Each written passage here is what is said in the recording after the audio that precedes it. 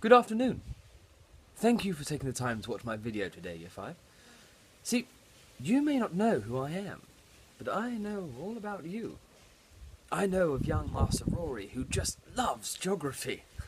And he can name nearly all the countries in the world. Good man. I've also heard of a young Miss Anya, who just brings stories to life with her voice. I've also heard of young Master Oscar, who keeps talking about a Dr. Pepper fellow. Oscar, hope you feel better soon, old chap. But enough about you. You're here to learn who I am. So, I thought I'd read you a few extracts from my diary. Here we go. The year is 1899. I am an officer in the Royal Navy, and by chance, I had dinner last night with Sir Clements Markham, a fabulous chap, President of the Geographical Society, and it was this conversation that came to me, making my mark on not only British history, but the world. I suspect your wonderful teachers always tell you that a good narrative always gives background information. My story is no different. I was born on the 6th of June, 1868, in Plymouth. Well, that's about 226 miles from Lingfield, Notre Dame. My father was a brewer, and I was the third child of 6. Coming from a military family, I started my naval career at the age of 13. That's only a few years older than you chaps. Naturally, I was enthusiastic, intelligent, and charming, as any English gentleman should be. So, back to the diary.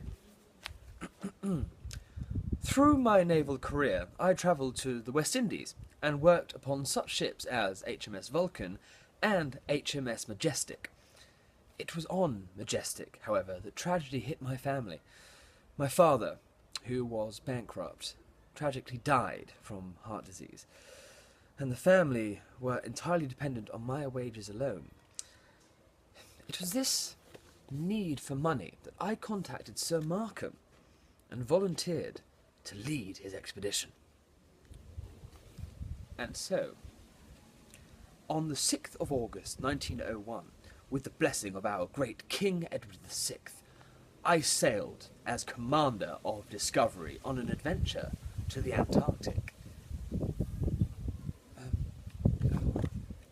Which pole is that again? Yes, bravo! Bravo, those that said the South Pole!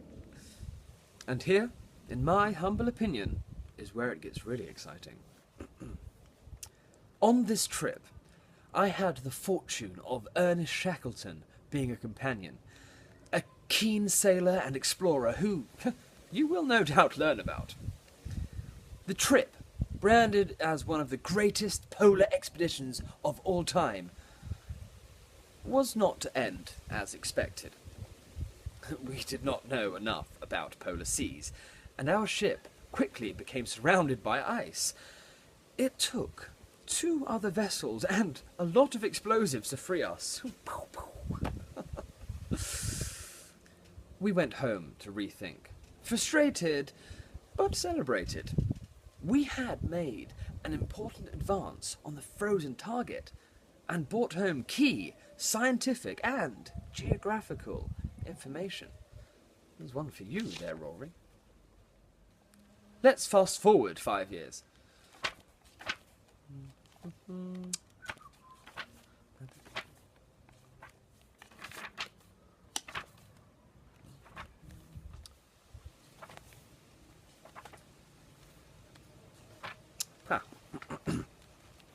By 1906, I was ready for another adventure, but angry that my old friend Shackleton has decided to support and lead another mission to the elusive and treacherous South Pole.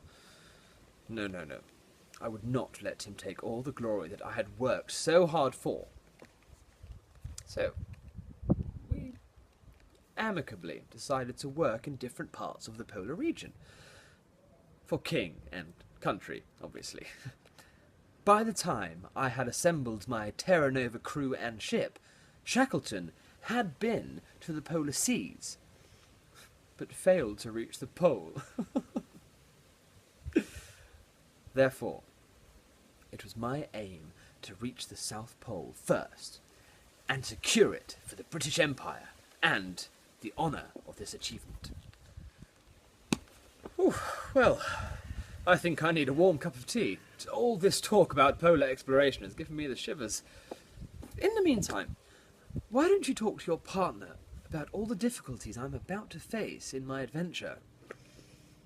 I'll see you in a moment.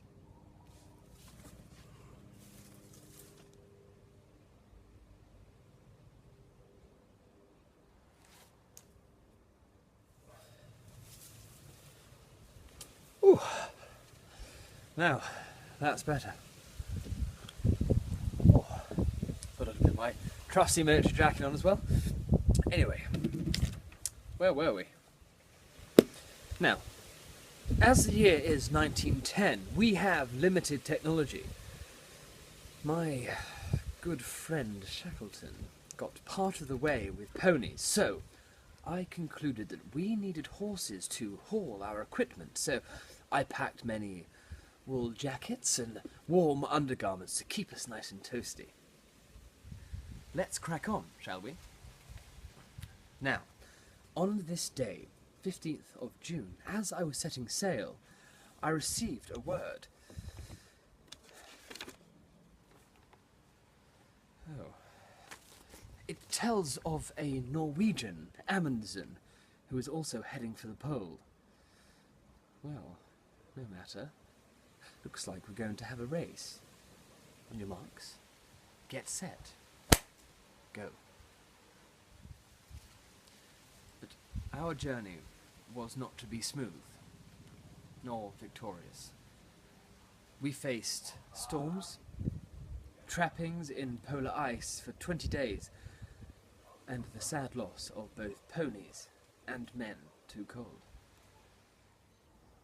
There's still more. In November 1911, we were a small group, and to make the final push to the pole, I chose my best 4 men. We were to march forward through this terrible, murderous land.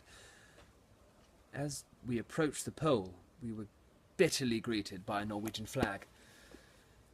We had lost, and now cold, defeated and exhausted, faced a long march back. A march that we would never finish. Ooh.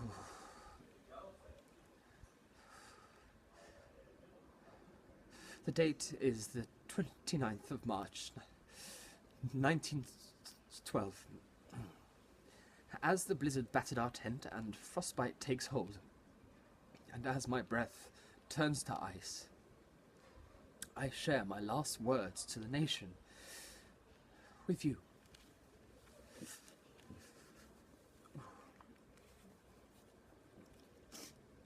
We took risks. We knew we took them. Things have come out against us, and therefore we have no cause for complaint, but bow to the will of Providence, determined still to do our best to the last. Had we lived, I would have had a tale to tell of hardihood, endurance, and courage of my companions, which would have stirred the heart of every Englishman. These rough notes and our dead bodies must tell the tale. But surely a great, rich country like ours will see that those who are dependent on us are properly provided for. The world would not know of my death until the remaining crew, who had stayed behind with the Terra Nova, had landed in New Zealand on the 10th of February 1913.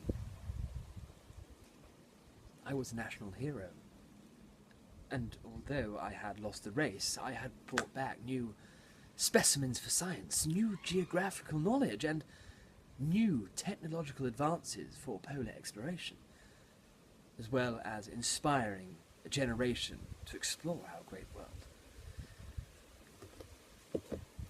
My name, Year 5, is Robert Falcon Scott, and I am one of the great polar explorers.